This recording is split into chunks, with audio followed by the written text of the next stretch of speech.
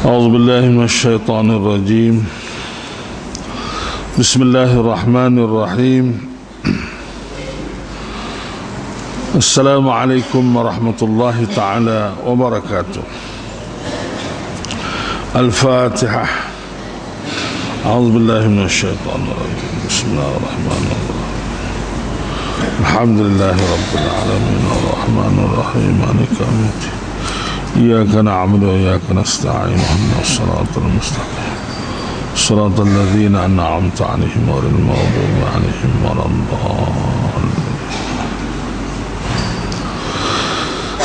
بسم الله الرحمن الرحيم. الحمد لله رب العالمين والصلاة والسلام على أشرف الأنبياء والمرسلين وعلى آله وصحبه أجمعين.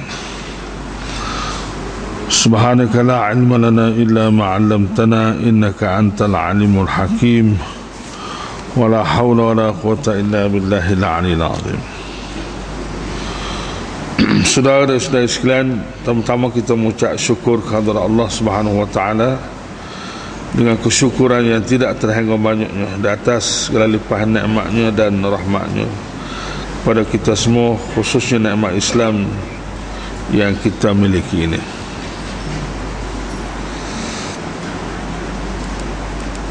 Kita masih lagi dalam surah Al-Hadid ya.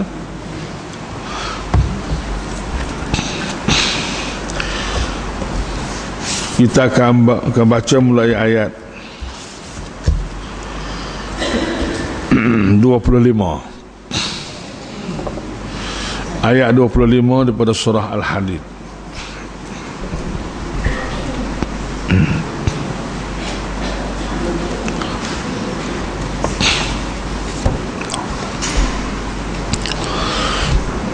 Ayat yang ke-25 daripada surah Al-Hadid. Kita akan mulai situ ya.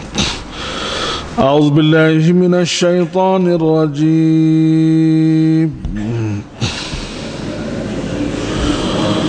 Bismillahirrahmanirrahim. لقد أرسلنا رسلنا بالبينات وأنزلنا معهم الكتاب والميزان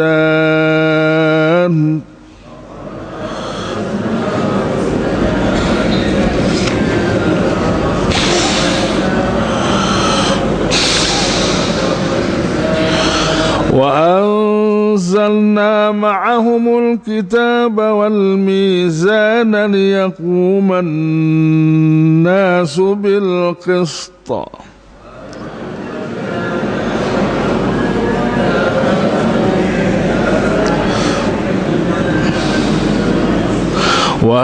وأنزلنا الحديد فيه بأس شديد ومنافع للناس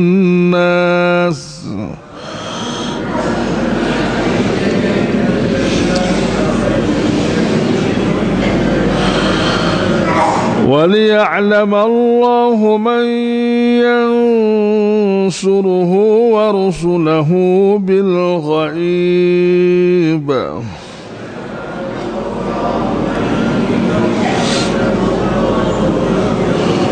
إن الله قوي عزيز.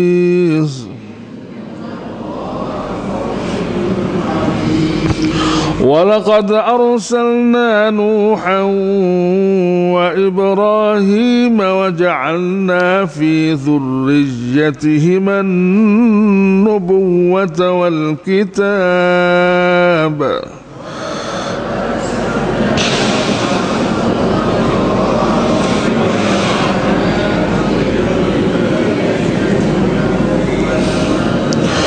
فمنهم مهتد وكثير منهم فاسقون.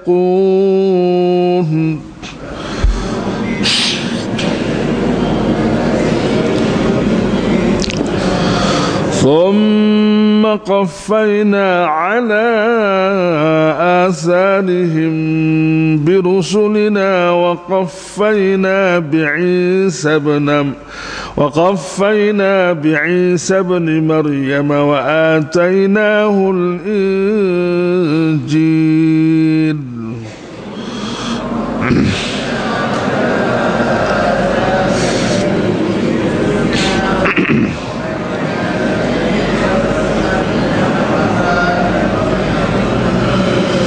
وجعلنا في قلوب الذين اتبعوه رأفة ورحمة ورهبانية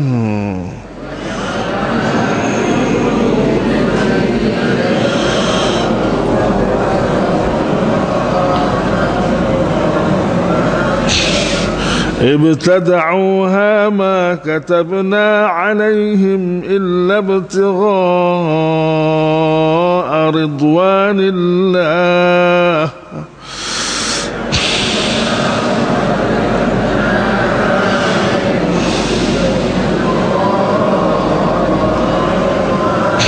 فما رعوها حق رعايتها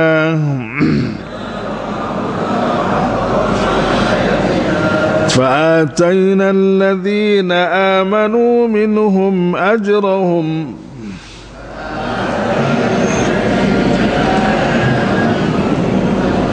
وكثير منهم فاسقون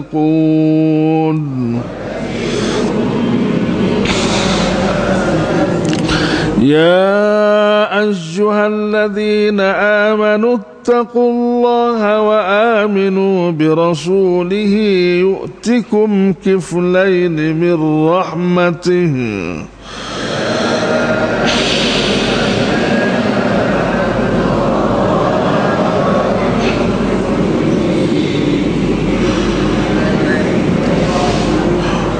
يؤتكم كفلين من رحمته ويجعل لكم نورا تمشون به ويغفر لكم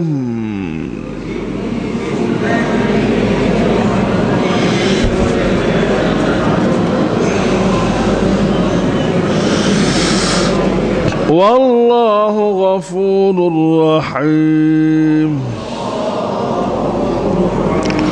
لئلا يعلم أهل الكتاب ألا يقدرون على شيء من فضل الله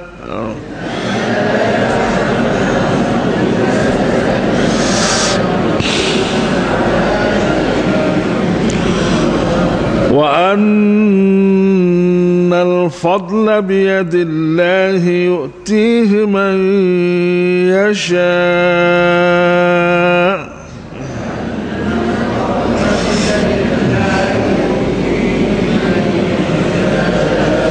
والله ذو الفضل العظيم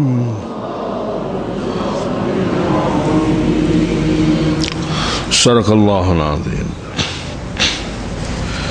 Itulah saudara dan saudara sekalian ayat-ayat yang kita baca daripada surah Al-Hadid.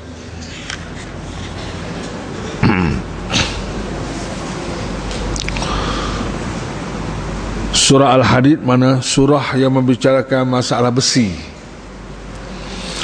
Besi ini merupakan satu bahan mentah yang sangat kuat yang boleh digunakan dalam kehidupan kita. Ayatnya Islam ni bukan bercara khas maya puasa saja. Islam ni seluah kehidupan manusia itu sendiri.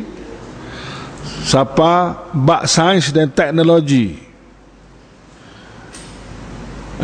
bak besi, bombing, tumbuh-tumbuhan, langit, segala macam, semuanya dibicarakan oleh Al-Quran. Dan Quran ni tak ada dah kitab hak nombor satu. Tak ada dah hak lebih agama daripada Quran. Tak ada. Quran lah hak nombor satu sekali. Sebab tu ada satu masa dulu ada orang hak ngaji pondok lah. Setelah dia tahu hamba ada sikit sebanyak pengalaman mengaji pondok ni, dia pergi domoh minta nak suruh hamba mengajar kitab tua. Maksud dia kitab tua ni kitab hak kulit kuning hak zaman dulu tu lah, hak duk ngaji pondok tu. Hamba jawab, setahu hamba lah kitab tak ada dah hak paling tua lebih pada Quran. Quran lah kitab yang paling tua di dunia. Lepas tu hadis Nabi. Tak. Itulah kitab yang paling tua, hak jadi ibu kepada segala kitab atas dunia ni. Apabila hamba jawab gitu, dia balik tak mari-mari. Apa sebab? Allah alam. Tak ada dah kitab yang paling tua selain daripada Quran. Maka Quran inilah kita kena mengaji, dan Quran inilah merupakan perlembagaan universal, dia panggil perlembagaan seluruh dunia ni. Dan kita kena rojok pada perlembagaan ini. Malah perlembagaan Malaysia pun kena rojok pada perlembagaan Allah Ta'ala ni. Mana-mana hak tak betul dalam perlembagaan Malaysia tu kena buang. Biar Quran diletakkan tempat yang paling tinggi sekali, kuasa yang paling tinggi sekali. Rakyat Islam ni seluah kehidupan manusia tu sendiri. Dia membicarakan soal akidah, syariah, kehidupan, ekonomi, politik, sosial. Nama berapa pun, itu semua hak bagi kita letak nama belakang tu. Tapi hakikatnya seluruh hidup ni disebut dalam Quran. Allah lah merupakan tuan kerja pada segala-galanya. Dan rasul-rasul Allah Ta'ala itu merupakan guru dan pemimpin-pemimpin kepada manusia di dunia ini. Start pada Nabi Adam sampailah Nabi Muhammad sallallahu alaihi wasallam. Dan guru-guru yang mengajar ni bukan dia mengajar secara lisan, bukan dia mengajar secara tahat telinga aja, tapi dia mengajar berkitab. Ada kitab yang dia pegang. Sebab tu hamba duk tekan sangat suruh pegang kitab tu, jangan bawa telinga saja. Mari mengaji ni tolong bawa kitab. Kalau tak ada kitab, kena beli kitab, menunjukkan kita bersungguh dalam mengaji ni. Kalau mari bawa telinga saja, setara mana sangat telinga kita ni. Lepas dengar juga gaib. Sebab tu kena berkitab. Bila berkitab, balik ke rumah kita boleh rojok sekali lagi. Dan kena bawa alat-alat mengaji tu, pen lah segala macam ya. Sebab kita nak pergi kedak lah, kita tak pergi saja. Kita bawa gagal lah, bawa begitu, bawa begini. Nak rakyat bersungguhnya. Waktu Nabi, atas mari Nabi sebagai guru, pemimpin, atas mari kitab, waktu mari kitab. Dasar lagi manusia ni dia kena ada, orang panggil apa, kuasa. Dia panggil kuasa keadilan. Negara lah mudah-mudah. Negara. Kalau buat kitab saja, tak ada negara, tak ada kuasa politik, tak boleh pergi juga.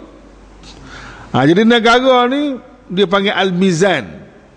Al-Mizan maknanya yang mengimbang. Yang mengimbangkan di antara manusia, yang membuat keadilan di antara manusia. Dan kalau buat ada negara saja, kuasa tentera tak ada, kuasa enforcement tak ada, tak lagi juga. Setiap negara dia ada kuasa tentera, polis, segala macam. Hak nak buat enforcement, nak buat penguatkuasaan. Tentera ni pula, kalau buat tentera ni ada uniform ya, senjata tak ada. Polis bawa kayu, siapa dia takut polis? Kalau bawa kayu je. Ada kena ada senjata. Dan senjata ni biasanya dibuat daripada besi. Jadi Quran sebut secara reka-reka gitu ya. Jadi Rasul, kitab, negara, batu, penguat kuasa, dan juga alat-alat dia, termasuklah senjata dan sebagainya. Itu simbol-simbol yang dicerita oleh Quran secara reka, yang kita kena boleh perlah sesuai lah. Itulah dia pentadbiran kerajaan Allah Subhanahu Wa Taala. Biar kita pandai, biar kita faham bahawa Islam ni bukan hanya semaya puasa saja. Semaya puasa tu sebagai hak asas. Itu hak asas.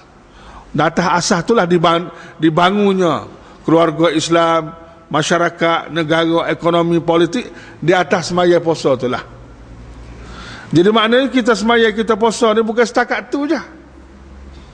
Bunyal Islamu ala khamsin. Islam itu dibina di atas 5 asas, 5 rukun Islam tu. Itu maknanya hak 5 tu asasnya. Tapi kalau buat berhenti sekat 5 tu, bangunan tu tak dipanggil bangunan Islam lagi. Sebab kita buat rumah lah. Kita buat rumah, kita diri 5 tiang.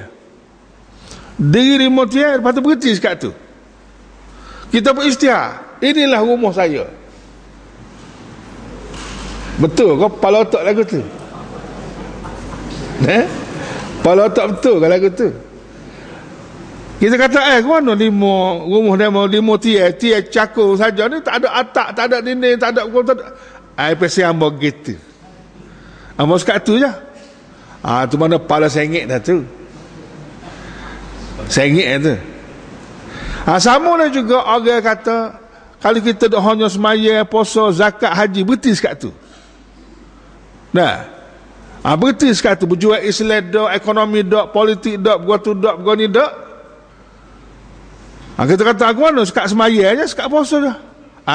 Muka agama tak bercampur dengan politik. Tu menunjukkan dia ni jahil, tak mengaji, tak erti Islam, tak kena Islam. Memang hak 5 perkara tu asas tak boleh tinggal.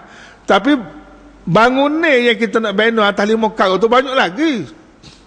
Dengan dindingnya, dengan atapnya, dengan buatunya, dengan buaninya, dengan bilik air segala macamnya. Atas 5 perkara tu lah.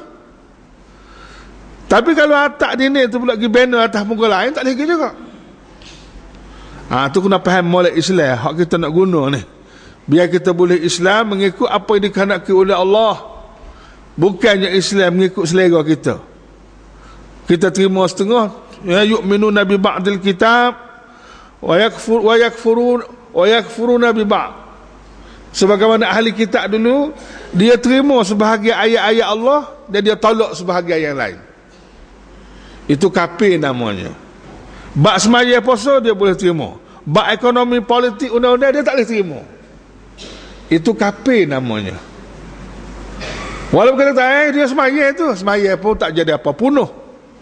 Kerana dia tolak yang lain. Laqad arsalna, demi sesungguhnya, itu mana laqad, penegasan, ayat penegas. Laqad sesungguhnya, mana nak ayat hak sungguh ni. Orang berayak pun kena bersungguh, orang berdengar pun kena sungguh.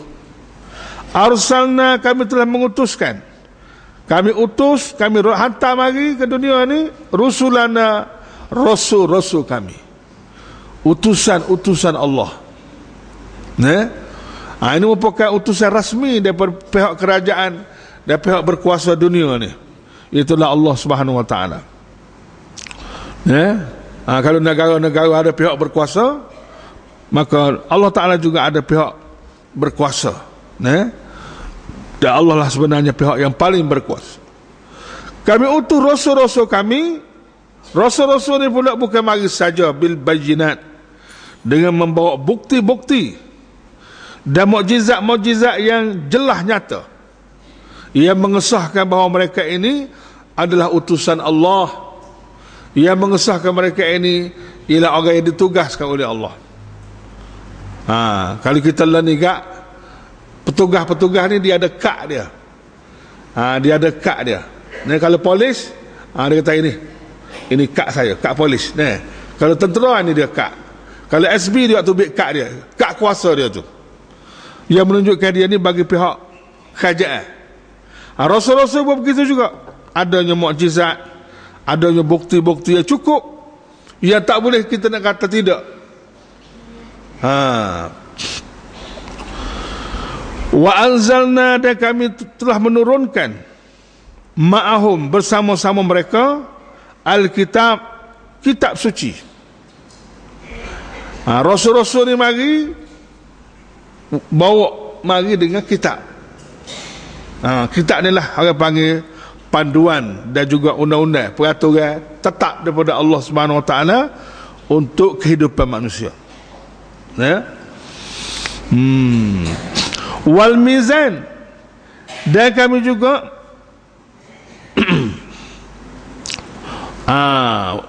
turun bersama dengan kitab ni ialah al-mizan.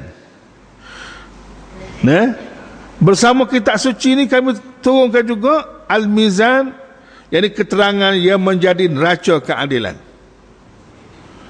Al-mizan ni asal makna, berapa nama tu? Dia panggil dacing, ni asal maknanya penimbang, pengimbang. Itu makna al-mizan. Jadi bersama dengan kitab ni Allah Ta'ala buat turun pengimbang ataupun penimbang, untuk menjadi orang panggil apa, menjaga keadilan. Ataupun kita terjemah di sini ialah mengikut ulama tafsir al-mizan, yakni al-qanun alladhi yahkumu bihi bainan nas, iaitulah undang-undang yang dengan undang-undang itulah dihukumkan di antara manusia. Dan setengah ulama tafsir mentafsirkan al-mizan di situ ialah al-adl, ialah keadilan. Mahkamah, undang-undang, kehakiman, semua sekali itu dipanggil al-mizan.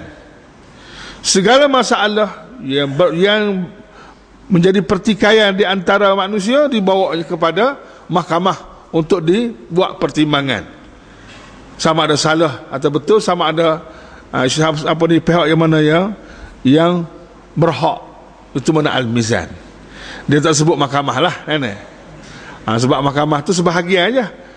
Peranan mahkamah ni ialah, fungsi mahkamah tu ialah untuk mengimbangkan di antara apa yang berlaku, membuat pertimbangan liyakumas,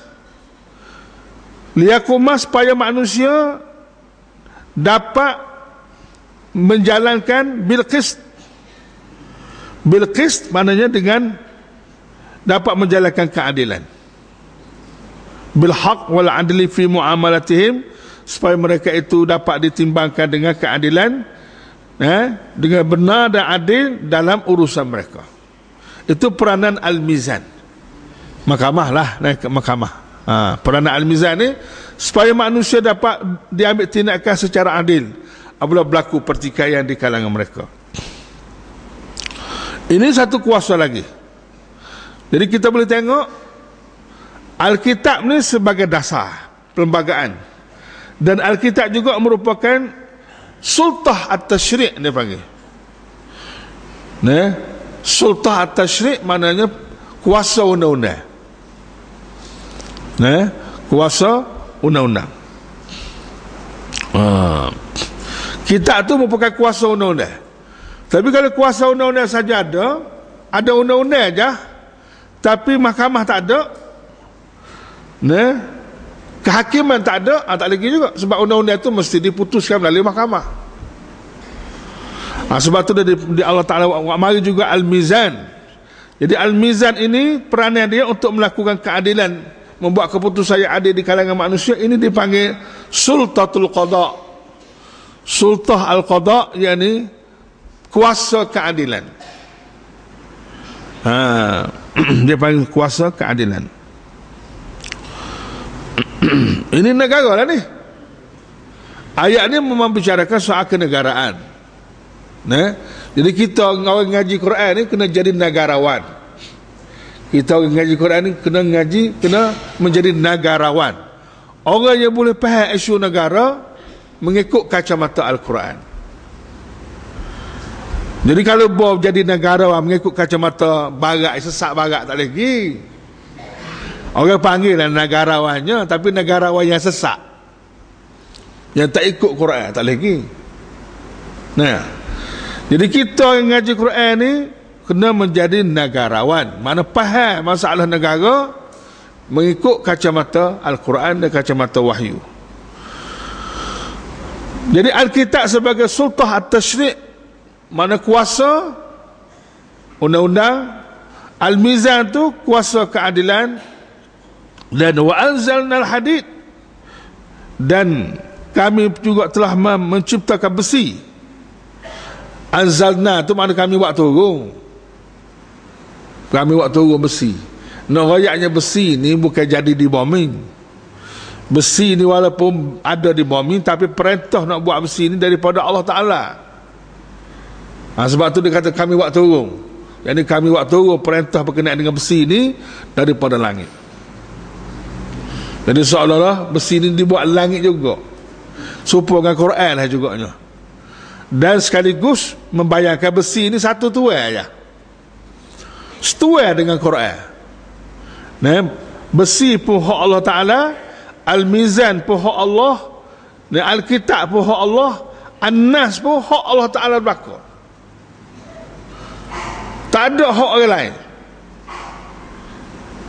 Tu, hak mutlaknya ialah Allah Ta'ala yang semua. Kita ni tak ada gambar satu pun kalau nak kira asalnya.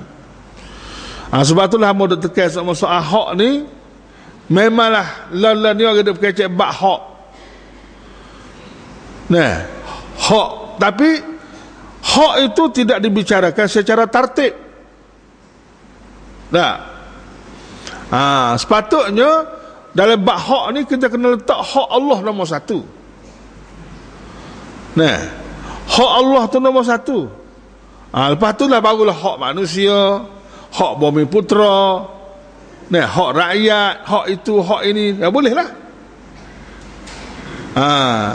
Tapi kalau duk main hak bumi putera, hak orang Melayu, hak orang itu, hak Allah tak tahu mana, digelapkan begitu saja, dilupa dan dialpakan, dibiarkan begitu saja, malah tidak diiktiraf pula oleh negara sebagai hak Allah. Itu jahanam. Atas dunia jahanam, di akhirat bertemu dengan neraka jahanam pula. 2 kali jahanam. Bunuh jahanam habis. Jadi hak nombor satu sekali hak Allah. Islam ni hak Allah, undang-undang hak Allah. Dunia semua sekali ni hak Allah. Dan Allah Ta'ala yang mempunyai hak cipta yang mutlaknya. Langit bumi ni hak cipta Allah Ta'ala. Tak ada siapa pun kuasa yang boleh buat bagian ni. Ini hak cipta yang mutlak, hak ketuanan, hak ketuhanan. Tapi rakyat habis dah bagian ni. Orang tak mengaji dah bagian ni. Pelik ngerti dah. Dia tak termasuk dalam sukatan. Kamu nak tengok di sekolah-sekolah pun tak ada bagian ni. Tak ada di sekolah-sekolah. Bukan sekolah Melayu, sekolah Arab pun tak ada juga. Kata saudara lah, tinggal sukatan tu. Pelik ni. Jadi letih lah. Sedangkan hak ini sudah ditetapkan oleh Allah Ta'ala. Cuma mengaji ada ya. Walaupun apa kita kena ambil tahu, kena ambil berat tentang tertib hak ni. Hak Allah, hak manusia. Manusia tu pula termasuk ibu bapa, guru, anak-anak, macam-macam lagi lah hak tu.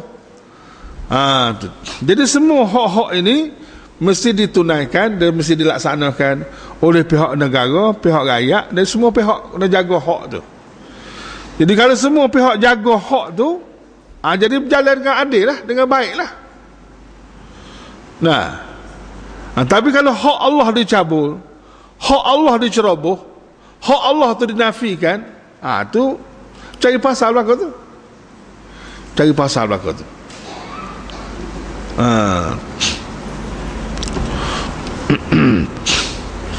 Apabila hak sudah dinafikan, akan berlakulah kezaliman. Dan kezaliman yang paling dahsyat ialah kezaliman terhadap Allah dengan melakukan syirik kepadanya. Jadi Allah waktu besi ini untuk menjadi senjata dan untuk diguna oleh manusia sebagai satu bahan yang kuat. Dan tak ada siapa dia boleh lawan besi tak. Siapa dia berlawan dengan besi, dia rebah. Sama ada besi itu jenis pisau parai atau besi itu ada bentuk senjata, semua sekali lah. Dan manusia biasa dia mengalah dengan besi ini sebagai satu alat penguatkuasaan, enforcement. Tengok pesta pun senyap dah kan? Bunyi peluru pun senyap dah.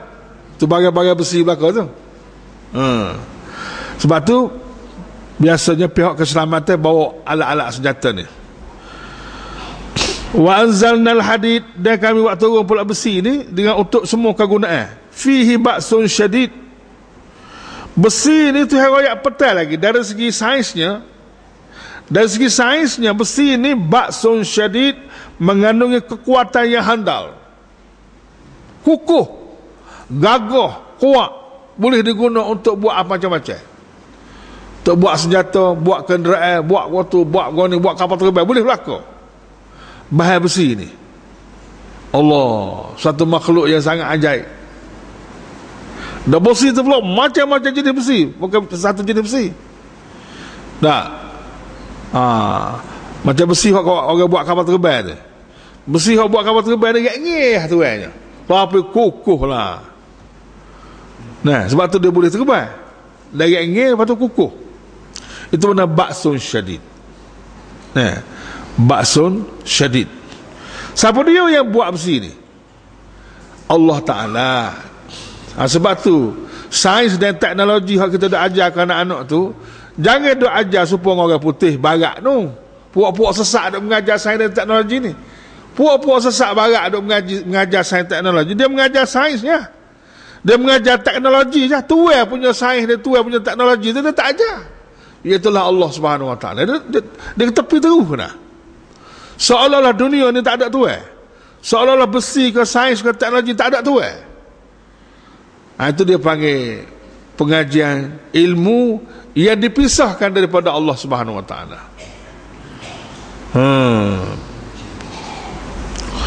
Wa manafi'u linnas. Ni sebelum teknologi, sebelum sains buat kajian lagi, dia royak ada nilai besi ni. Nilai besi ni selain daripada dia ada kekuatan yang kuat, kukuh dan sebagainya, dia juga mempunyai nilai yang sangat banyak. Wa manafi'u linnas, dan apa ni, serta berbagai-bagai faedah bagi manusia. Macam-macam kegunaan. Dan kita tengoklah ni kegunaan besi ni, Allah, makin hebat tak? Makin hebat dah ni. Jadi kegunaan besi semakin meluas. Hingga sampai besi buruk pun boleh orang proses lagi ni. Dah. Besi buruk, besi berkarat, besi orang nak punuh, tapi ada lagi bahan besi tu. Hak bahan karat dah pun orang boleh proses lagi. Tu yang tak boleh kelipar besi buruk tu. Yang curi demo tu. Pasal apa? Pasal besi tu laku, ada nilai. Dah ada orang beli besi buruk. Tapi mau pergi ke masjid ke Bakhiyal, masjid Sultan Bakhiyal. Lepas tu pergi apa nama tempat basuh, apa tempat ambil wuduk tu. Tengok-tengok ada rata gajah tu, rata besar tu. Dia tambah dia punya besi hak mekuk apa? Mekuk lokal. Kata Allah, malunya. Malu sendiri jadi berasa. Malu sendiri naik pasal malunya aku. Sorang lah. Nak royaknya betapa dahsyatnya masyarakat kita lalan ni. Teruknya masyarakat kita. Hingga sampai besi lokal pun kena koci. Koci dengan rata besar tu, koci tu. Takutnya curi dia. Dia apa nama tu? Dia rata panjang lah. Semua tu koci. Tapi setakat ni boleh tahan lagi. Takutnya pah badan ni dengan ibu-ibu koci sendiri yang curi, tak tahu. Teruk. Itu akibat daripada gagalnya undang-undang barat, undang-undang tidak Islam, untuk mencegah jenayah. Orang tak takut ke undang-undang. Orang tak takut ke polis, tak takut pada pihak penguat kuasa undang-undang. Hak Tuhan tu sama telah dia tak takut dah. Jadi walaupun ada undang-undang, tapi undang-undang tidak berfungsi. Pasal apa? Pasal undang-undang Allah diketepikan. Apabila undang-undang Allah diketepikan, undang-undang Allah dinafikan haknya, dan undang-undang Allah dihina, lalu Allah menghina orang yang menghina undang-undang Allah tu dengan mari jenayah-jenayah yang teruk-teruk dan sebagainya. Tu balasan Tuhan juga tu.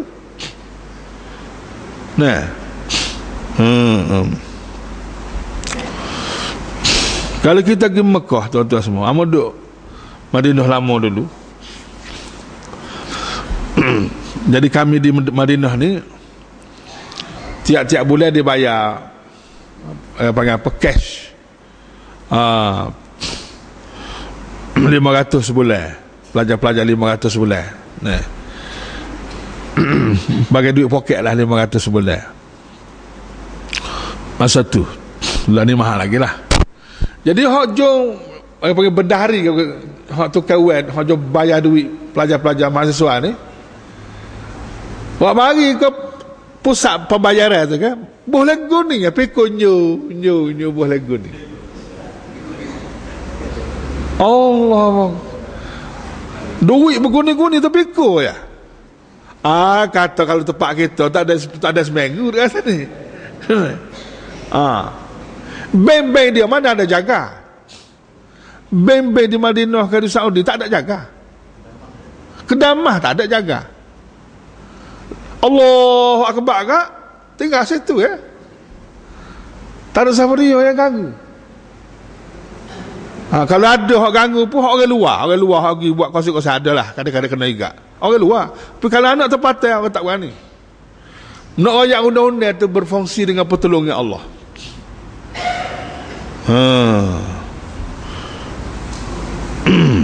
Sebab negara yang melaksanakan hudud ni tinggal Saudi seorang lah ni.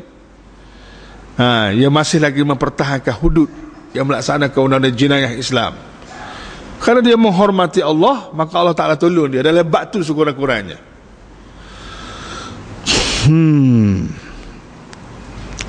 Waliya'lam Allah, dan juga Allah Ta'ala nak tahu. Nah, waliya'lam Allah, dan juga Allah nak besi ini tidak dipisahkan daripada apa? Besi ini tidak dipisahkan daripada Al-Quran. Al-Mizan, mahkamah juga tidak dipisahkan daripada Al-Quran. Tak dipisahkan daripada Alkitab. Alkitab itu tidak dipisahkan daripada utusan Allah, Rasul-Rasul. Mana satu package. Satu package. Itu hak asal lah tu. Tetapi apabila negara-negara Islam dijajah oleh penjajah, termasuklah negara kita, penjajah pisah-pisahkan. Pisah-pisahkan di antara agama dengan politik. Nah, dipisahkan Quran daripada mahkamah, dipisahkan Quran daripada itu. Akhirnya Quran ni baca saja ya. Nah, baca di masjid-masjid ya. Di mahkamah orang tak guna Quran. Di parlimen orang tak guna Quran. Orang guna muka lain. Orang guna kitab lain, tak guna kitab Allah. Pembuat undang-undang tak rujuk pada Quran. Ahli politik tak rujuk ke Quran. Sebab dia ada kitab lain dah. Dia ada ideologi lain, dia ada Tuhan lain. Sebab dia tak rujuk kepada Allah, sebab dia ada Tuhan lain. Tuhan orang putih lah. Orang putih Tuhan dia. Sebab tu dia rujuk ke orang putih. Kitab orang putih, gua tu orang putih. Siapa pakai orang putih belakang dalam ni. Dia gitu kan? Pakai mufti berpakai orang putih. Padahal mufti qadhi ni gak pakai Islam lah, pelik apanya. Orang putih belakang lah ni. Noyak dominasi, habislah habis. Habis. Walaupun kita sudah merdeka, tapi kuasa orang putih, budaya dan sebagainya, undang-undang dia masih kekal. Waliya'lam Allah, dan supaya ternyata pengetahuan Allah, supaya Allah tentang orang-orang yang, supaya Allah Ta'ala tahu orang-orang yang mempergunakan kekuatan handalnya, iaitu besi itu, dalam menegakkan dan mempertahankan agama Allah. Itu maksud waliya'lam Allah, supaya Allah Ta'ala tahu, supaya pengetahuan Allah itu tahu tentang orang-orang yang suruhu, yang menolongnya. Ia menolong Allah dengan menggunakan kuasa besi tadi. Lagu mana? Pergilah. Apabila dakwah ditolak, rundingnya ditolak, maka pada masa itu akan berlakulah peperangan. Apabila cara damai ini tak boleh selesai, pergi. Pada masa itu perang, maka siapa yang menolong agama Allah dengan menggunakan alat senjata melawan musuh, maka di situlah Tuhan tahu orang ni memang jujur semati. Ia mempertahankan agama dia, bukan setakat sembahyang puasa saja. Mana setia sungguh kepada Allah, hingga sahabat sanggup perang menggunakan besi dan sebagainya, dan sanggup mati. Warusulahu, dan juga supaya Allah Ta'ala tahu siapa dia tolong rasul-rasulnya. Rasul-rasul ni orang bawa Islam tu, orang jual Islam tu rasul-rasulnya. Zaman lah ni tak ada rasul-rasul tu, dia ada pewaris pula. Pewaris rasul-rasul tu yang disebut al-ulama warasatul anbiya. Para ulama itu pewaris Nabi. Ulama yang mana? Ulama yang jujur, ulama yang ikhlas, ulama yang menjaga amanah Nabi. Yang ulama itu bukan semua ulama juga. Orang itulah pewaris Nabi. Maka kita wajib kena tolong pewaris-pewaris Nabi ini, sebab mereka adalah orang yang menolong agama Allah dan menolong rasul-rasul, kerja-kerja Rasulullah yang pernah dilakukan sebelum pada ni.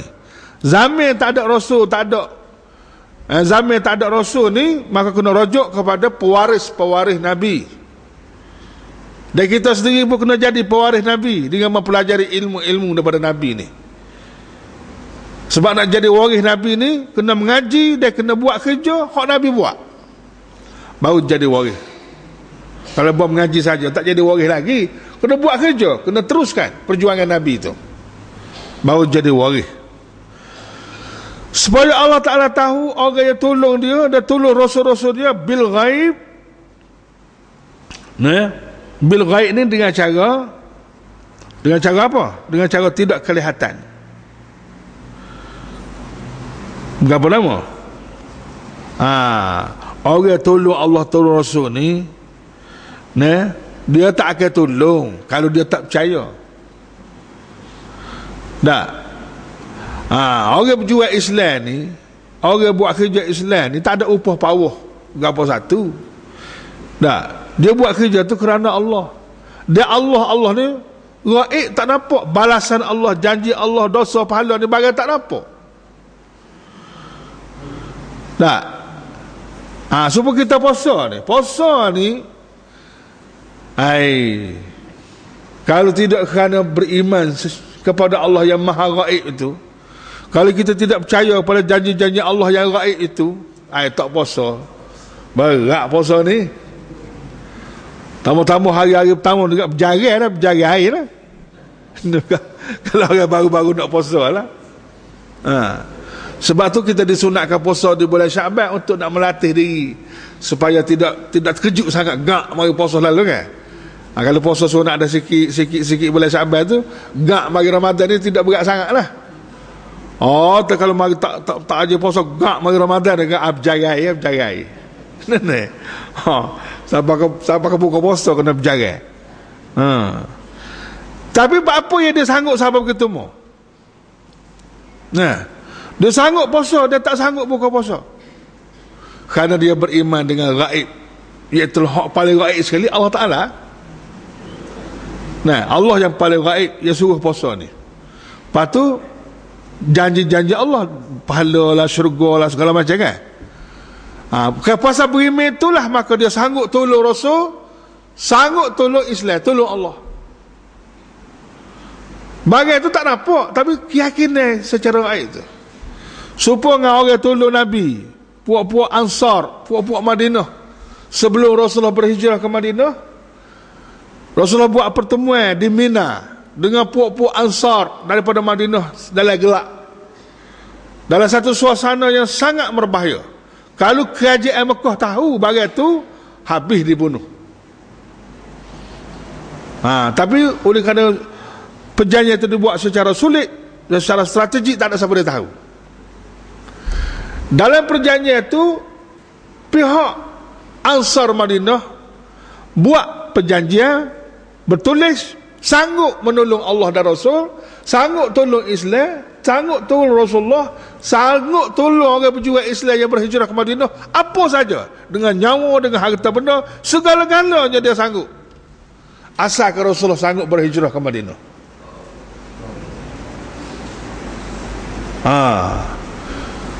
Akhirnya Rasulullah bersetujulah, tak apa. Dia kata dia sangguplah. Kalau siapa begitu mau, dia akan sanggup berhijrah ke Madinah pada masa yang akan ditetapkan oleh Allah, bukan dia yang menetapkan. Bila tu tunggu tarikh Allah Ta'ala. Dia tidak boleh menetapkan. Apabila Rasulullah terima perjanjian tu, gembiranya dia, sukanya puak-puak Ansar. Tapi sebelum sudah majlis tu, sebelum tutup majlis tu, bangunlah seorang pimpinan daripada Ansar. Dia kata, ya Rasulullah, sekarang kami sudah bersedia untuk menolong dan membantu Allah dan Rasul, membantu Islam dan orang-orang berjuang Islam dengan segala apa yang ada pada kami, dan itulah kesanggupan kami. Tetapi Rasulullah, gapo hak giai kami pula? Hak kami boleh gapo hasil daripada pengorbanan kami itu? Jawab Rasulullah sepatutnya, al-jannah. Sepatutnya Rasulullah jawab. Balasannya ialah syurga. Bunyi syurga tu senyap dik habis. Mana setuju belaka. Tak ada siapa dia kata apa. Sebab syurga ni adalah segala-galanya. Sepatutnya. Tu. Dan apabila begitu, nak rayaknya betapa kuatnya orang nak tolong Allah dan Rasul ni tentang beriman dengan bil ghaib. Dia tak ada guna cash, tak ada guna duit. Bil al-jannah ni benda gaib, benda tak nampak. Lagi tu ni. Di situlah Allah Ta'ala tahu bahawa orang yang tolong Rasulnya, tolong agamanya bil ghaib, berdasar kepada keimanan dia kepada yang gaib, Allah Ta'ala sendiri, dan janji-janji Allah, pahala, syurga semua sekali tu, benda tu barang gaib belakang. Tu. Jadi Allah Ta'ala waktu segala kemudahan ni nak, supaya Tuhan tahu orang yang nak tolong agama dia dan Rasulnya berdasar kepada keyakinan yang ada dalam diri mereka kepada yang gaib, iaitulah Allah Ta'ala. Inna Allah, sesungguhnya Allah itu Qawiyyun Aziz, maha kuat. Besi itu kuat dah, besi itu kukuh dah, hebat dah. Makhluk-makhluk Allah ni hebat belaka, tapi Allah lebih hebat lagi. Sebab Allah lah tuan kepada segala-galanya. Allah lah tuan kepada besi itu sendiri. Lagipun Allah ni bukan saja kuat dari segi zahir. Qawiyyun tu kuat dari segi zahir. Aziz, maha kuasa. Itu kuat dari segi hak tak nampak, segala-galanya lah. Pendek kata, Allah ni maha kuat, maha kuasa, segala-galanya. Itulah dia Allah. Allah lah yang menciptakan besi yang sangat kuat ini. Tujuannya untuk menegakkan sebuah negara yang berdasar kepada ajaran kitab, berdasar kepada ajaran Rasul, dan negara tu dia ada sistem kehakiman dia sendiri, penguatkuasaan dia, dan kemudahan-kemudahan yang disediakan oleh Allah dengan menggunakan besi dan sebagainya. Walau ayat itu walaupun pendek, tapi makna dia tu luas. Ni soal negara lah ni. Ini soal negara.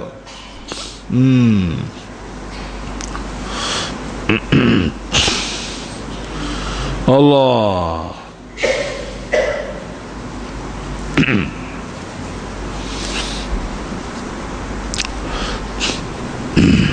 Boleh bayar ni? Inna Allah Qawiyyun Aziz. Allah tu maha kuat lagi maha kuasa juga. Siapa dia berani lawan Allah Ta'ala? Senyap. Sebab Allah ni segala-galanya. Allah ni segala-galanya. Sebab tu tuan-tuan semua, masa kita berpuasa ni, kita puasa bulan Ramadan yang mudah pesan sama, biar khabar molek tu puasa ni siapa?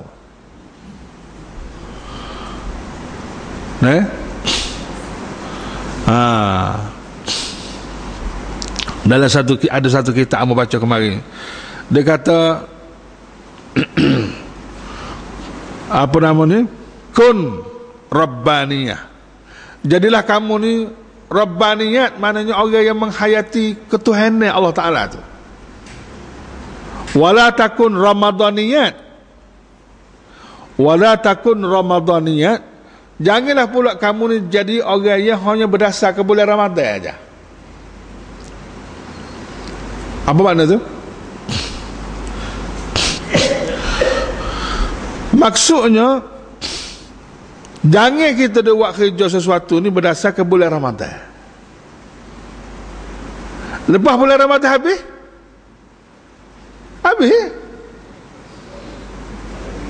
kita kata kan? Ia bersungguh semaya gua tu buat bajikan apa semua sekali, seolah-olah kerana bulan Ramadan aja. Habis bulan Ramadan, habis. Tu orang jadi hamba bulan Ramadan, tidak jadi hamba Allah. Orang yang jadi hamba Allah ni dia tak kira bulan Ramadan, walaupun bulan Ramadan ni istimewa, dia kuat lagi bulan Ramadan ni. Tapi bulan Ramadan kan tak Ramadan kan, Tuhan ni sama aja. Jadi kita kan mana kena serius sama, kena kuat sama. Jangan duk main pilih-pilih lagu tu. Supaya juga Abu Bakar berucap dalam ucapan semasa Rasulullah meninggal dunia. Sayyidina Umar tak boleh terima kenyataan. Sayyidina Umar kata, kalau siapa dia kata Muhammad meninggal, Muhammad mati, aku kerak tekuk orang hari ni. Dia tak boleh terima kenyataan. Macam mana Rasulullah boleh meninggal dunia dalam keadaan kita memerlukan dia? Tak boleh terima kenyataan. Sehingga naik nak marah, siapa dia kata Muhammad mati, dia akan kerak tekuk orang hari ni. Ngebahas mati kan? Sehinggalah Abu Bakar bangun, dia kata wa ma Muhammadun illa rasul. Muhammad ni rasul, seorang rasul Allah Taala, utusan Allah. Qad khalat min qablihi rasul, ramai dah rasul-rasul lepas ni meninggal dunia. Jadi saya nak tak khabar bagai tu. Lepas pada tu baru Allah dia kata, apabila aku dengar ayat ni, seolah ayat tu baru turun. Padahal lama dah ayat tu turun. Itu di antara ucapan Abu Bakar sebut. Lepas pada tu Abu Bakar kata, panjang ucapan, ringkas saja ni. Kamu nak ambilnya, Abu Bakar kata, man kana ya'budu Muhammadan. Siapa yang selama kini duk mengabdikan diri kepada Muhammad, makna dia buat kerja Islam, duk gua tu, duk gua ni, berjuang Islam kerana Muhammad aja, kerana pemimpin je, fa inna Muhammadan qad mat, maka sesungguhnya Muhammad itu sudah meninggal dunia. Jadi orang berjuang kerana pemimpin je ni, dia akan mati ikut pemimpin, mati ikut mati je. Wa man kana ya'budullah, siapa-siapa yang berjuang kerana Allah, fa inna Allaha hayyun la yamut, sesungguhnya Allah itu maha hidup, dia tidak akan mati. Siapa dia mati, pemimpin mati, siapa dia mati, tak kisah dia berjuang. Sebab dia berjuang kerana Allah, bukan kerana pemimpin, bukan kerana negara, kerana Allah. Jadi Allah ni mana-mana zaman pun aku tu ya Allahnya. Bulan Ramadan ke bulan tak Ramadan ke supaya ya. Jadi kamu nak ambil ucapan tu, doa mari bulan Ramadan kita ni. Siapa-siapa yang beribadat kerana bulan Ramadan je, maka apabila bulan Ramadan habislah dia. Lagu itulah kaedahnya. Tak. Jadi berjuang itu bukan kerana Allah. Supaya juga amat jumpa 2-3 kes dalam kawasan kita ni. Adalah bakal didengar isu Tok Ngulu kagak pada. Dia kata malah ngundi dah tahun ni. Tak usah ngundi dah kata. Tak usah keluar ngundi dah. Gini. Tak usah keluar ngundi. Allah kata rendahnya pendidikan. Jadi makna berjuang Islam ni kerana nak kebahagiaan je. Nak ke benda je. Kalau tak boleh benda tu, mecok selalu. Murahnya. Jadi kalau semurah itulah perjuangan, lama lagi nak Islam nak menang. Lama lagi. Dah. Kalau setara tu dia punya hati, Silap sikit je, mecuk rumah kenarai selalu. Tahu rumah kenarai? Orang zaman dulu dia pikul kenarai, berat banyak. Baru kok rumah kenarai tu serut habis lah. Jadi kalau lagu tu je perjuangan Islam. Silap sikit ugut selalu tak usah keluar mengundi dalam apa. Jadi kita senyap ya. Tapi nak royaknya, kalau setara tu lah akidah perjuangan, lama lagi lah Islam nak benar. Dan Islam tidak akan benar dengan orang-orang jenis lagu tu. Islam tidak akan benar dengan orang jenis lagu tu. Orang Islam akan benar dengan orang lain, tidak dengan dia. Tuhan akan pilih orang lain jadi pejuang Islam. Tidak melalui dia. Sebab innallaha qawiyyun aziz. Allah tu maha kuat dan maha berkuasa. Maknanya kalau orang itu berjuang tidak kerana Allah, berambuh gila, Allah tak perlu ke dia. Allah sudah cukup kuat dan cukup berkuasa, tak perlu pada sesiapa pun. Malah kamu yang perlu kepada Allah. Kamu kena ikhlas, kena jujur, kena buat tu, kena buat ni. Lepas tu boleh, hak tidak boleh rezeki tu, tak boleh ke amal, tak boleh ke apa satu. Boleh tak boleh ni bukan kehendak manusia, ini rezeki Allah Ta'ala.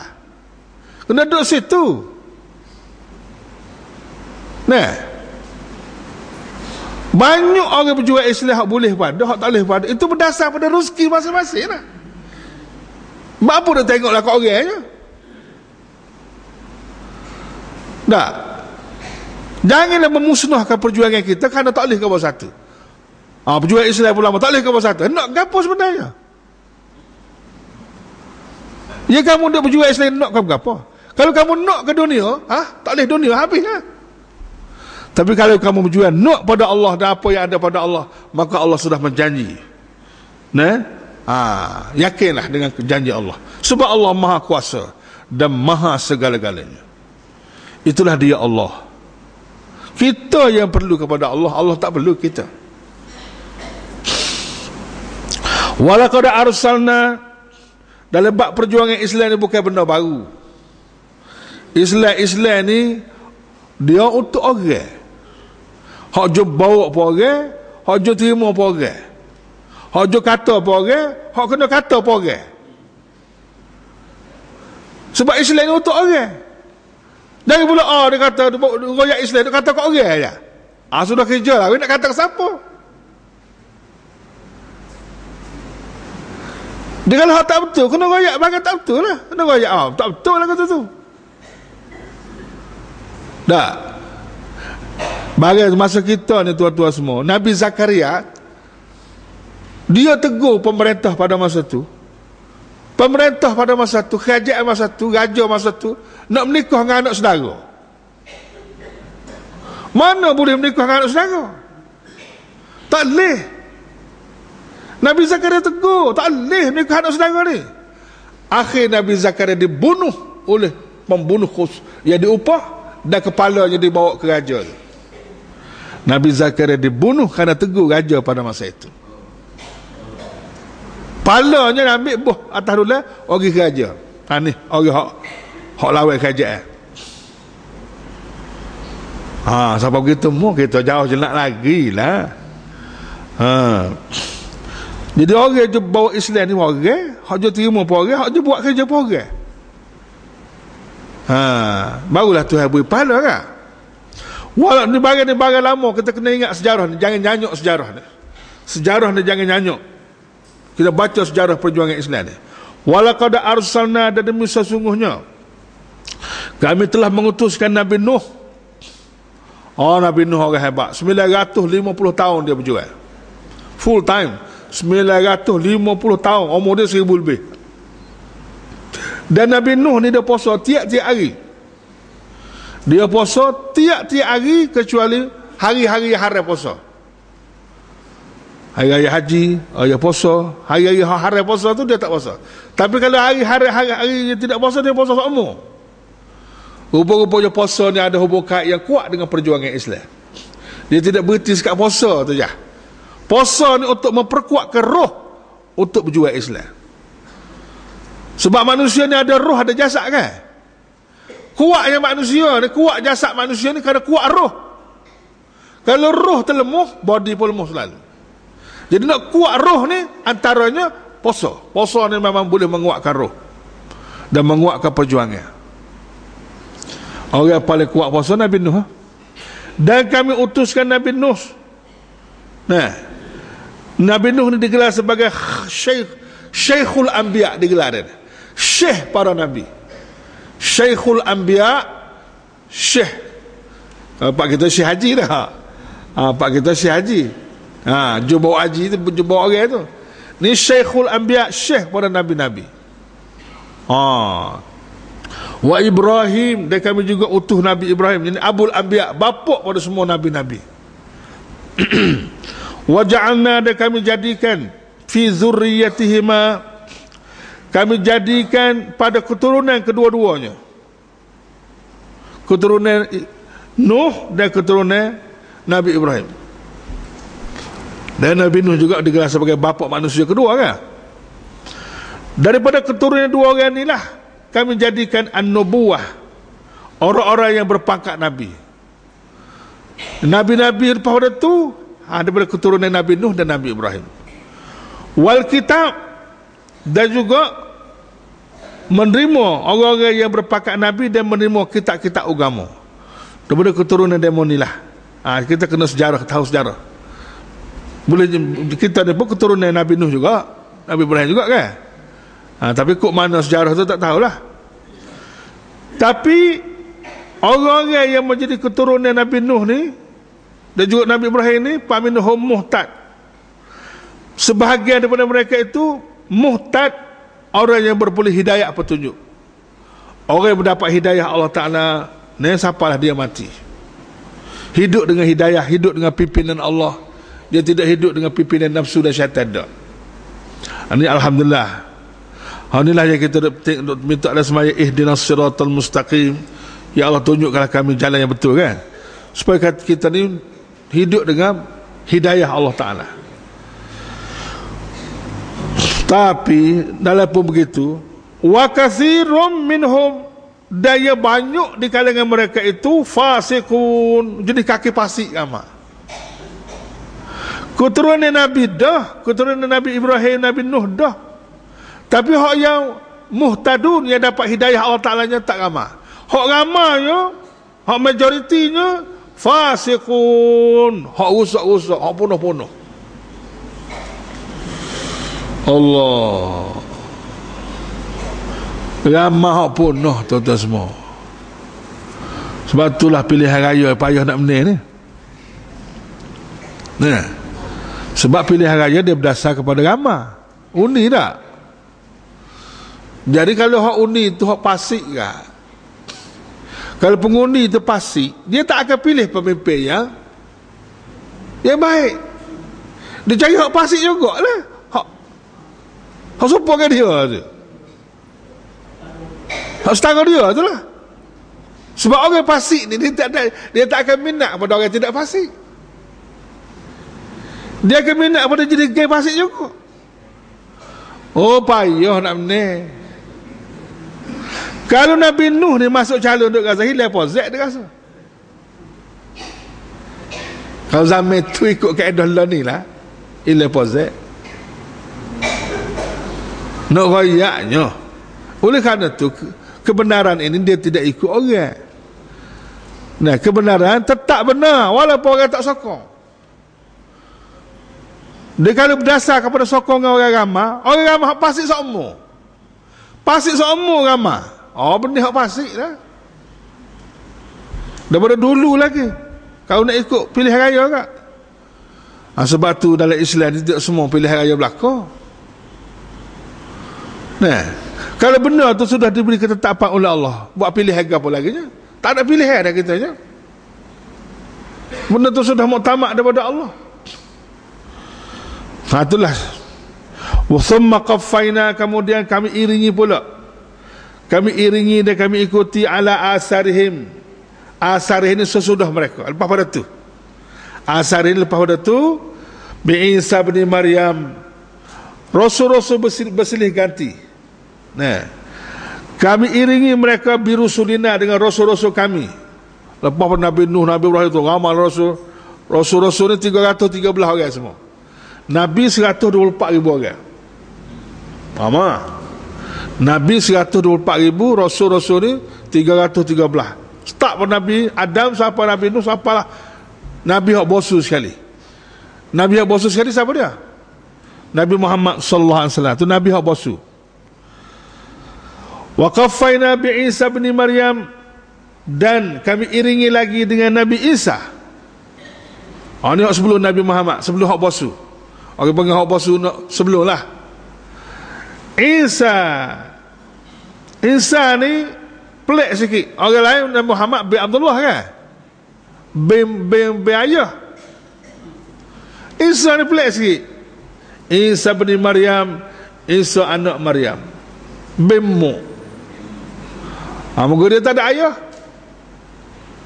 Nah, benar-benar pelik lah. Tapi tak pelik. Sini kerja Allah Ta'ala. Tak suruh cari ayah, moga dia tak ada ayah.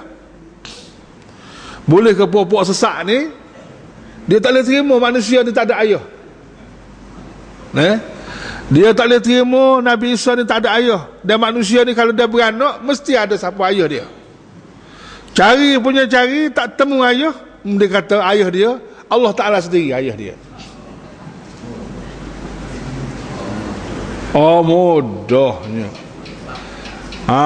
Dia buat fikir cara sesak dia tu. Dia kata Maryam tu isteri Allah Ta'ala, Isa tu anak Allah, Allah tu sebagai bapa dia. Bonoh. Berbilion-bilion manusia tertipu dengan akidah ini. Sampai kali ni alhamdulillah lah kita tak percaya bagai itu. Wa atainahul Injil, dan kami beri juga kepadanya kitab Injil. Nabi Isa Nabi kita juga. Injil tu kitab hak kita kena percaya juga. Hak Injil hak sengati je lah, jangan Injil pelawak tu. Wa ja'alna fi qulubi bil ladzina ittaba'uhu, dan kami jadikan dalam orang-orang yang mengikutnya. Allazi tu orang-orang ittaba'uhu, yang mengikut Nabi Isa, ra'fatan, perasa belah, wa rahmatan, dan kesian belah. Ra'fah tu makna perasaan belah dan kesian belah, dan kasihan sesama sendiri. Sebab tu orang Kristian kan, dia ada perasaan ni berbanding dengan Yahudi jauh. Yahudi tak ada perasaan ni. Perasaan kesian belah ni orang Kristian lebih tinggi. Warahbaniyah, dan perbuatan beribadat, dan perbuatan mereka beribadat rahbaniyah, secara rahbaniyah. Beribadat secara rahbaniyah ni arti lagu mana? Beribadat secara bertapa. Secara bertapa di tempat-tempat terpencil, mengharaikan dirinya pada berkahwin dan menjauhi kemewahan hidup. Itu sebenarnya ajaran Kristian. Ya, kita pergi ikut bertapa retek tu apa? Ini pun satu penyakit kan ni?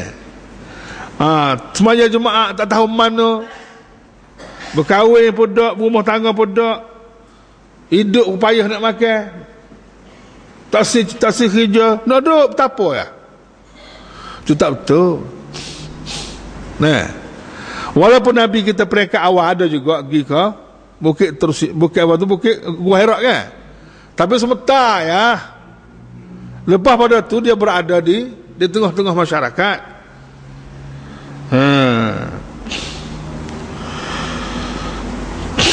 Ibtada'uha, sebenarnya betapa ni, betapa adalah arti betapa di tempat terpencil, lepas tu tak berkahwin. Pakai gini kan orang Kristian hak jadi berapa lama tok guru dia tu, padri-padri tak?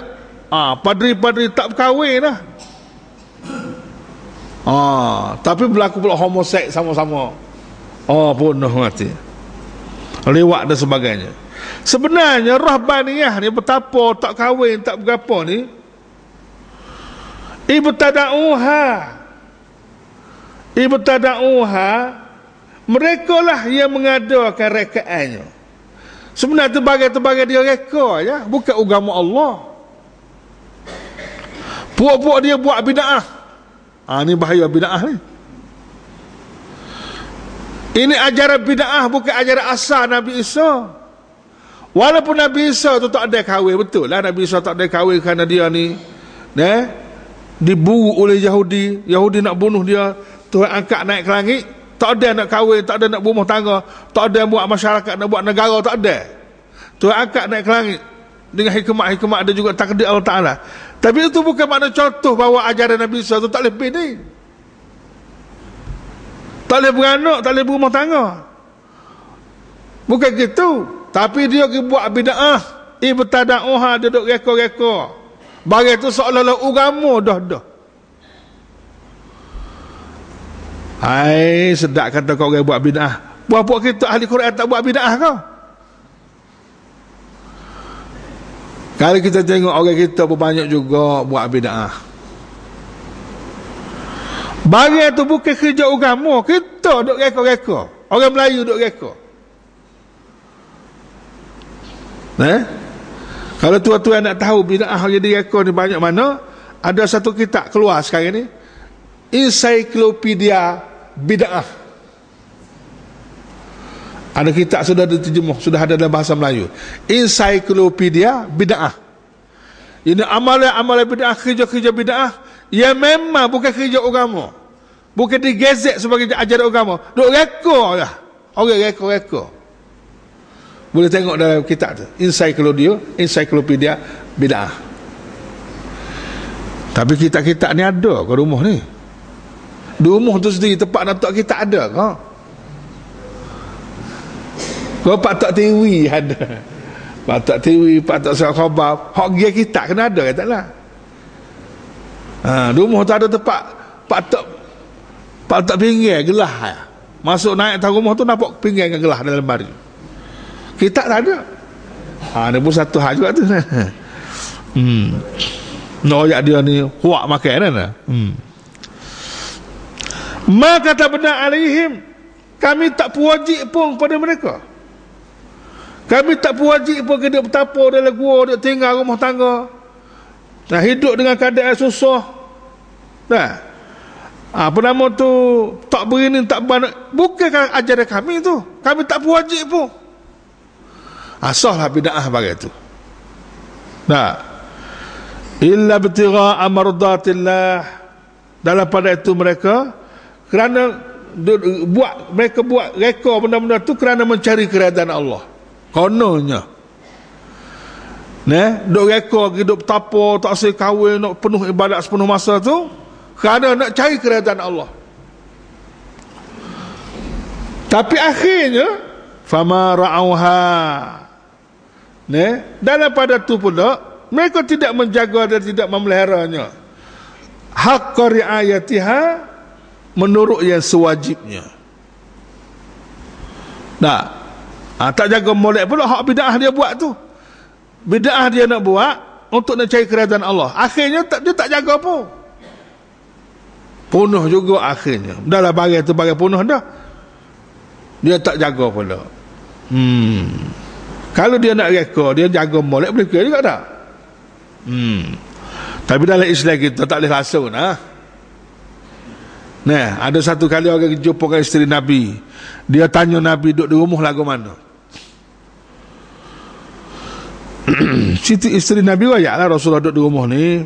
Punya tanya semaya malam, dia bangun semaya. Lepas tu dia tidur. Tanya makan, dia makan. Dia kata kita semaya sampai cerah tak tidur. Batu Rasulullah ni lagu mana? Berkahwin. Rasulullah isteri kata Rasulullah ni macam biasa lah. Dia berkahwin, dia berapa, dia bergaul dengan isteri dia. Dia kata puak kita tak usah kahwin lah. Nak mencari keredaan Allah sepenuh masa, tak usah kahwin lah. Nak tumpu kat medak belakang. Ni ada juga ni pasal jenis kaki ni. Batu cerita tu biar hak puasa. Rasulullah ni kalau hak fardu puasa sepenuh lah bulan Ramadan ni. Tapi kalau hak sunat, kadang-kadang dia puasa, kadang-kadang dia tak. Dia kata kita puasa sepenuh masa. Dia berasa perasaan dia lebih dia pada Rasulullah. Apabila dia balik, lepas tu Rasulullah balik ke rumah, isteri dia cerita ke Rasulullah rombongan yang mari tadi. Marah Rasulullah marah. Hingga sampai Rasulullah kata, menikah tu adalah sunnahku. Menikah kahwin itu sunnahku, dan beribadat sebagaimana Rasulullah hajar itu sunnahku. Faman raghiba an sunnati falaysa minni. Siapa tak suka tentang cara hidupku, maka dia bukan dari golongan aku. Rasulullah tak intirah bagi itu. Berapa hidup perasaan lebih kita dengan Rasulullah ya? Supaya juga puak-puak Kristian duk reka-reka bagi tu, akhirnya dia sendiri pun tak tahan dengan benda tu. Tak terjaga pulaknya. Fa atainal ladzina amanu minhum, dan dalam pada itu, oleh itu kami berikan orang-orang yang beriman, orang yang beriman dengan Nabi, minhum di kalangan mereka, ajrahum akan pahalanya. Jadi puak-puak ni bila Nabi mari, hak jujur betul ni masuk Islam belaka. Masuk Islam semua. Termasuk Abdullah bin Salam, dia ramalah masuk Islam. Tapi hak kerah pedah tu, tak asyik. Nak bertahan juga dengan Kristian dia tu. Wa katsirum minhum fasiqun, dan banyak, dan sebaliknya banyak di antara mereka yang fasik. Fasik juga hak ramai. Boleh main. Jadi kafir juga, tak asyik masuk Islam. Nak bertahan juga Kristian dia tu. Siapa kali ni? Dia berasa dia kata masuk Islam mana, kita lebih dulu pada Muhammad. Tak asyik. Ya ayyuhalladzina amanu, kita habis sikit dah, habis surah ni. Ya ayyuhalladzina amanu taqullah, wahai orang beriman, bertakwalah kamu kepada Allah. Jangan jadi macam puak-puak Kristian ni. Jadi hak beriman masuk Islam ni Tuhan bayar semua lah. Hak Kristian dulu boleh pahala, hak dalam Islam boleh pahala. Tapi kalau hak tak masuk Islam, jadi kafir tu hancur musnah. Oleh kerana tu orang beriman pun kena jaga molek. Ittaqullah, bertakwalah kamu kepada Allah. Takwa ni tuan-tuan semua makna jaga. Sebagaimana tujuan kita puasa ni, dia nak jaga. Jaga-jaga ni pasal apa? Jaga-jaga ni kerana kita percaya pada sesuatu. Sebab tu kita jaga. Tak kita ni? Supaya orang baca, dia jaga terbakar dia kan. Oi, dia mau nak cerita. Kamu tak tahu juga, dia mau cerita. Dia jaga terbakar dia, takut punuh tu kan. Tak boleh nak royak, comel dia jaga. Pasal apa? Pasal dia jaga terbakar tu, pasal apa? Dia terbakar ni boleh jual lah, begini-begini. Sebab tu dia jaga. Jadi gitu, orang benar ni ke apa pelaku tu lah belakangnya. Pasal dia ada kepercayaan. Kalau dia tak percaya, dia tak jaga. Supaya kita lah ni, kita jaga kan. Hingga siapa kalau nak buka puasa kan, ada 5 minit lagi nak buka puasa. Kita buka-buka, abang kali 5 minit juga. Tak boleh. Punuh puasa kawan ni. Tak sih dia. Jaganya dia puasa dia tu. Ada 1 minit lagi. Buka-buka, abang kau 1 minit juga. Tak sih. Nak jaganya dia puasa tu. Jadi jangan dia jaga puasa sajalah, hak lain pun kena jaga juga. Islam ni kan dia satu, kena jaga semua. Tapi puasa ni berlatih. Tapi jaga-jaga ni kerana ada iman, kerana dia yakin pada sesuatu, sebab tu dia jaga. Sebab itulah Tuhan kata, wa aminu bi rasulih, berimanlah kamu kepada Rasulnya Muhammad. Jangan jadi macam Kristian. Dia jaga-jaga, akhirnya mari Nabi Muhammad dia tak beriman, punuh. Yu'tikum kiflaini, supaya Allah memberi kepada kamu 2 bahagian. Min rahmatihi, dari rahmatnya. Lagu mana? Tuhan beri 2 bahagian. Atas dunia pun boleh rahmat, akhirat pun boleh rahmat. Allah. Atas dunia ni rahmat adalah 1% saja. Di akhirat nanti 99%. Kedua-dua boleh berlaku. Allah. Pasal apa? Kerana beriman dan kerana bertakwa kepada Allah. Wa yaj'al lakum nura, dan Allah Ta'ala jadi bagi kamu cahaya. Tuhan buat cahaya. Di sistem cahaya ni lagu mana di akhirat nanti kita pun tak erti. Nanti tengoklah lagu mana. Tuhan janji Tuhan akan buat cahaya, nur lakum tamshu nabihi, menjadikan bagi kamu cahaya untuk kamu jalan dengannya pada hari kiamat kelak. Dan cahaya itu, mana amalan-amalan yang kita buat atas dunia ni, dia bercahaya. Jadi kita nak berjalan di akhirat nanti berdasarkan cahaya itulah. Itu menunjukkan suasana akhirat ni gelap. Dalam kubur gelap, mahsyar gelap, tempat-tempat tertentu gelap, hingga sampai temu syurga nu baru cerah balik. Jadi kalau tak ada cahaya, Tuhan tak buat cahaya, jalan dalam gelap. Tapi Allah sudah berjanji, orang yang beriman dengan Allah dan Rasulnya, Tuhan akan buat cahaya, tamshu nabihi, kamu akan dapat berjalan dengan cahaya itu. Termasuklah nak lalu titian sirat. Nak lalu titian sirat ni maklumat awal kita terima, gelap. Atas titian tu gelap, tak ada lampu pun kita lah ni. Yang tak sedap rasa ni. Lampu masing-masing. Allah supaya kita pergi jauh, jalan jauh kan. Kita pergi jalan jauh dari Kuala Lumpur, masuk dalam bukit tu, tak ada lampu dah. Nanti tak bukit, naik bukit, dia punya Gua Musa ke apa tu. Pada masa tu, dia terpulai pada kereta masing-masing lah. Terpulai pada lampu kereta masing-masing. Jadi kalau lampu kereta tu mampu, gagal lah kita. Gagal lah. Jatuh parit lah kita. Ni tu jalan raya, ni atas titian sirat ni tak ada lampu. Itulah tamshu nabi, kamu boleh berjalan di atas sirat berdasar kepada amal yang kamu buat atas dunia ni. Wa yaghfir lakum, dan juga Allah ingatlah Allah Ta'ala akan mengampun dosa-dosa kamu. Dia Tuhan ampun ke? Habislah. Kemuncaknya tuan-tuan semua, dosa setara mana pun Tuhan akan ampun, habis ya. Dan di antara satu dosa yang Tuhan ampun, Nabi kata, Ramadan ila Ramadan kafaratun bainahuma. Ramadan bertemu Ramadan, dia akan jadi kafarah, boleh menghapuskan dosa. Di antara dua Ramadan. Tahun lepas kita dah puasa dah sekali. Tahun ni tu hari panjang umur, dah puasa pula sekali. Maka dosa di tengah-tengah tu Tuhan ampun semua. Buang kis belaka. Betul orang dah 2 bulan Ramadan ni. Sebab tu kalau boleh, kalau kita nak mati pun kalau boleh lah, biar dah puasa dulu, mati hapus dosa. Kalau boleh. Sama juga al-haji dengan haji. Katakanlah kita pergi haji dah satu masa dulu, dekat nak mati, jiwa haji pula sekali lagi. Maka Nabi kata, haji dengan haji itu boleh menghapuskan dosa tengah tu. Katalah kita haji dah zaman muda, 10 tahun dah kan, dekat nak mati jiwa haji, patut mati. Maka 2 haji itu boleh menghapuskan dosa-dosa tengah tu. Allah, ini peluang-peluang Tuhan bagi ni, selain daripada bertaubat dan sebagainya. Wallahu wa yaghfir lakum, Tuhan akan ampun dosa. Tuan-tuan semua, dosa ni sumber dia 2. Yang menyebab kita berdosa ni 2 perkara. Nombor 1, kita langgar syariat, langgar hukum Allah, berdosalah kita. Selagi sumber dosa ni kita buat Tuhan suruh dah, tapi tak betul. Berdosa juga. Puasa-puasa dah, buat Tuhan suruh dah, tapi puasa tu tak betul. Berdosa juga. Semayat dah, tapi tak betul. Berdosa juga. Jadi dosa ni ada 2 ni.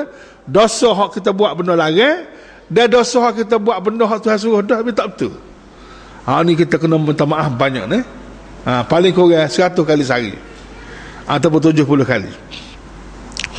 Balik Allah Ta'ala jangan dibimbang. Balik kita yang kena buat. Balik Allah Ta'ala ni senantiasa bersedia untuk mengampun. Wallahu ghafurur rahim. Ingatlah Allah tak amat pengampun, rahim lagi amat mengasihani. Itu balik Allah Ta'ala. Balik kitanya, oleh kerana Allah ni setara ni, maka kita kena minta ampun biar banyak, dan kita minta maaf biar banyak. Itu balik kita. Dia orang yang paling disebut dalam hadis Nabi juga, orang yang paling bahagia di akhirat nanti. Dia orang yang paling suka di akhirat nanti, masa hari bercara di mahkamah nanti, ialah orang yang paling banyak catatan rekod berkenaan dengan minta ampun kepada Allah. Ini orang yang paling suka pada hari itu, ialah orang yang banyak dalam catatan amalannya istighfar dan taubat kepada Allah.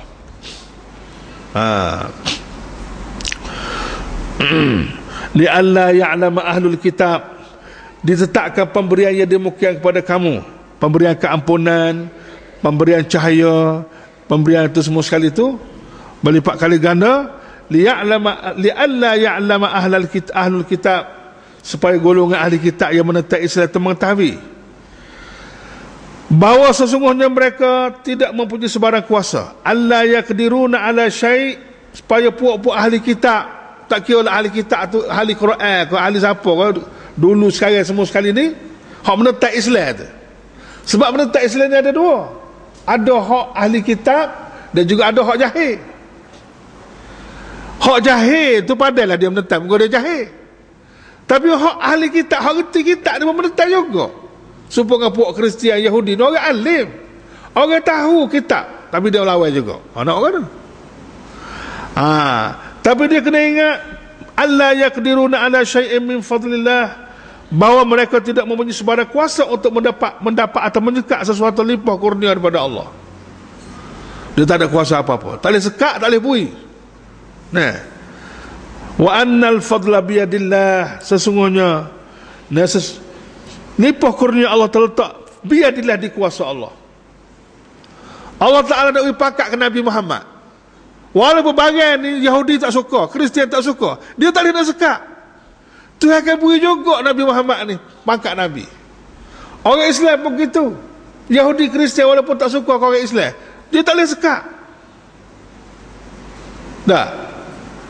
Janji-janji Allah di mana akhir zaman ni Islam akan benar.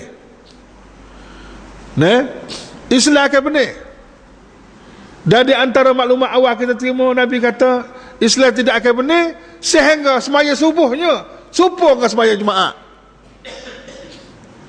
Semaya Jumaat subuhnya supur dengan semaya Jumaat. Oh, lambat lagi duk masa tu. Masjid kita ni, masjid Binyan ni, semaya subuh boleh setara semaya Jumaat. Berapa peratus? Duk bahasa jauh lagi, maknanya lambat lagi lah nak benar. Tapi benar, mesti benar. Bila? Allah Alam. Kemenangan Islam ini sangat-sangat diiri hati oleh Kristian dan Yahudi, dan juga orang menentang Islam. Tak suka Islam benar.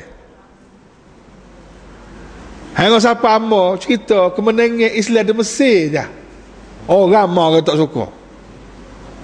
Orang jiwa munafik, jiwa menentang Islam ni, Mesir benar. Dr. Mursi yang mewakili Ikhwan Muslimin, pejuang Islam di Mesir benar. Kita rakyat cerita tu, dia tak suka. Tak suka, mengepek dah. Jadi cek dah tu munafik dah tu. Sebab hati munafik ni, hati yang tak suka kalau Islam benar. Kalau orang Islam benar, itu hati munafik namanya. Jadi kalau hak di Mesir dia tak suka Islam ni, hak Malaysia kan. Tapi saat benar kalah ni tak boleh siapa dia sekat. Dia tu hendak benar, dia mesti benar. Apa? Wa innal fadla biyadillah, kerana sesungguhnya limpah kurnia Allah tu duduk dalam kuasa Allah. Tak ada siapa dia boleh mengatasinya. Yu'tihi man yasha, Allah Ta'ala akan beri pada sesiapa yang dikehendakinya. Kalau zaman dulu Rasulullah dan para sahabatnya, yarhamkallah, Rasulullah dan para sahabat ni kerajaan Mekah tak suka benar dia benar. Yahudi tak suka, Kristian tak suka, semua orang menentang Islam tak suka. Akhirnya Rasulullah benar juga. Allah ni pun support juga nya. Awak nak suka ke tak suka kepada perjuangan, berambuh gila. Tapi Allah tetap dalam agenda dia. Dia boleh beri benar pada sesiapa saja. Yu'tihi man yasha, dia boleh beri pada sesiapa yang dia kehendaki. Dan banyak dah orang hak Tuhan kehendaki beri kemenangan sebelum pada ni. Dan kita tak boleh kata apa. Itu kerana Allah. Wallahu dzul fadlil azim, dan ingatlah Allah jualah Zul Fadlil Aziz, yang mempunyai limpah kurnia yang besar. Anugerah Allah cukup banyak. Itu kenyataan statement daripada Allah Ta'ala, bahawa Allah Ta'ala maha banyak limpah kurnia. Balik kita lah kan, Balik kita, tak kena duduk dia gitu ya. Jadi kena ada reaksi, kena ada tindak balas lah balik kita ni. Oleh kerana Allah ni mempunyai kelimpah kurnia yang banyak, balik kita kena usaha dapat bagai tu. Dengan berdoa, dengan berzikir, dengan baca Quran, dengan memohon, bangun sembahyang malam. Tambah-tambah limpah Zul Fadli ni. Limpah kurnia Allah Ta'ala bulan puasa. Ni nak kaya tuan-tuan. Bulan puasa ni berapa lama limpah kurnia Tuhan, hak Tuhan beri. Kena pakai banyak ambil ya. Nombor satu limpah kurnia Tuhan di bulan puasa ni, Tuhan buka pintu syurga sebagai simbol. Tuhan buka pintu syurga sebagai simbol syurga, welcome kepada, mengalu-ngalukan kedatangan orang yang berpuasa. Tuhan buka pintu syurga untuk memberi semangat. Jadi kalau syurga Tuhan buka tak semangat lagi, tu kira habis gas dah tu. Nah, habis gas dah tu. Yang kedua, kelebihan yang kedua Tuhan beri bulan puasa ni ialah Tuhan gari dan apa nama tu, tamak atau penjara syaitan-syaitan. Tak boleh nak jahat ke syaitan dah bulan puasa ni. Satu lawan satu, lawan dengan nafsu ya. Satu lawan satu. Jadi kalau satu lawan satu pun kalah lagi, mana pandai benar lah tu. Satu dengan nafsu pun kalah, nafsu sendiri pun kalah, nafsu yang lain kau kalah.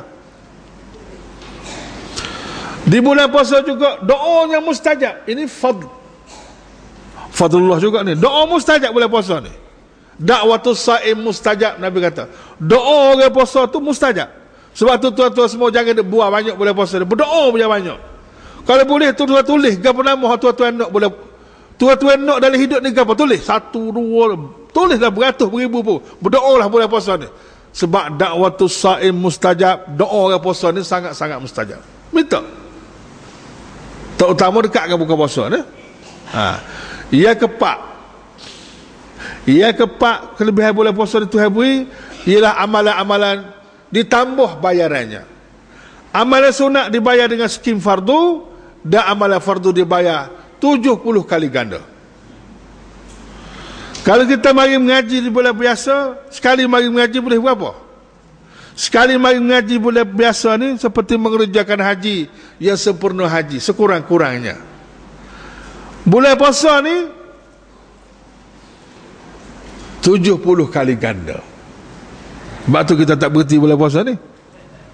Ada orang tanya, Ustaz tak cuti ke puasa? Kata cuti buat berapa? Ni moga bayar lebih. Rugilah kitanya. Malah kata tambah lagi kalau boleh. Nah, itu di antara kelebihan-kelebihan yang Tuhan beri bulan puasa ni. Nah, amalan fardu dibayar dengan 70 kali ganda. Hak sunat sokongan fardu. Hak paling mudah tuan-tuan semua, paling lekeh lah, paling mudah.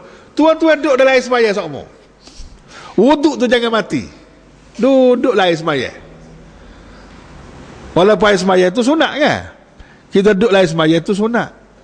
Tapi Tuhan bayar supaya kita buat kerja amalan fardu. Payah kau ambil air sembahyang ni, gatal kau ada air sembahyang. Allah paling mudah ambil air sembahyang, ambil. Biar duduklah wuduk semua. Nah, begitulah hak lain-lain pun gitulah. Jadi amu duk royak sama-sama dah untuk menjadikan kita ni beribadat sepenuh masa nak buat lagu mana? Nombor satu kena berimeh. Kita berimeh dah, alhamdulillah. Sepenuh masa lah berimeh tu. Tak boleh berhenti berimeh ni. Nombor kedua ikut syariat. Biar kita boleh buat hak wajib dengan hak sunat ya. Hak makruh jangan, hak harus kena naik taraf. Nombor tiga, naik taraf kan hak harus. Naik taraf harus tu, biar jadi sunat. Nah, kita makan bulan puasa ni niat untuk membantu, untuk nak jaga kesihatan. Kita tidur pun gitu. Naik taraf sunat tu. Kaitkan dengan amalan-amalan. Dah. Kita pergi kedai pun kerana nak cari benda-benda keperluan untuk buka puasa. Jadi naik taraf. Hak harus tu jadi sunat. Sebab kalau kita buat hak harus juga, tak boleh kau satu, rugi sebab kita guna tenaga, guna modal, guna tu kan. Tak boleh kau satu, rugi. Tak ciri orang lagu tu. Kena naik hak harus tu jadi sunat. Lepas tu kena niat ikhlas kerana Allah. Kena niat ikhlas kerana Allah. Lepas tu kena buat amalan-amalan berganda. Kalau boleh tahiyat dia punya sembahyang tarawih. Amu duk tengok orang sembahyang tarawih ni, dia menjadi pilihan lah ke mana? Tempat menjadi pilihan tarawih tu cepat. Yang kedua, sikat. Apa lagu tu? Jadi amu harap orang-orang nak buat tarawih ni, Nabi kata alaikum bisunnati wa sunnatil khulafa'ur rasyidin. Ikutlah sunnahku dan sunnah khulafa'ur rasyidin. Memang menjadi khilaf di antara ulama di antara 8 dengan 20. Tapi 20 ternyata sunnah khulafa'ur rasyidin. Tak apalah nak buat 8 pun tak apa, nak buat 20 pun tak apa. Tapi kalau nak buat 8 tu, biar 8 serupa dengan Rasulullah SWT. Jangan 8 dari segi bilangan 8 aja. 8 rakaat ai hak serupa, hak lain tak serupa belaka. Tak kena lah tu. Rasulullah sembahyang sunat 8 rakaat di zaman dia. 8 rakaat tu tuan semua dekat dengan subuh. Sehingga sahabat kata, "Ai, dah kau makan sahur ni, dah kau makan sahur ni." Lah maka tak ada sahur kan ni. Tu 8 Rasulullahnya. Ni kita 8 cih. Sudah dah. Tak kena lah tu. Nah. Kalau boleh buat 20. 20 ni sunnah khulafa'ur rasyidin yang juga digezek. 20 dengan 8 dari segi bilangan rakaat, mana banyak yang banyak 20 lah. Maka setiap rakaat tu dibayar serupa dengan fardu. Beginilah kalau bahasa letih juga, buat 8, lepas tu tambah di rumah boleh juga. 8 buat di masjid, lepas tu klik tambah di rumah, biar cukup 20. Jawab dia dok lah. Jawab dia banyak sikit hari ni, minta maaf banyak lah.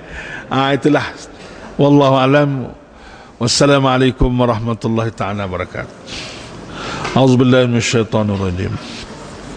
Bismillahirrahmanirrahim. Alhamdulillahi rabbil alamin, wassalatu wassalamu ala asyrafil anbiya'i wal mursalin wa ala alihi wa sahbihi ajma'in.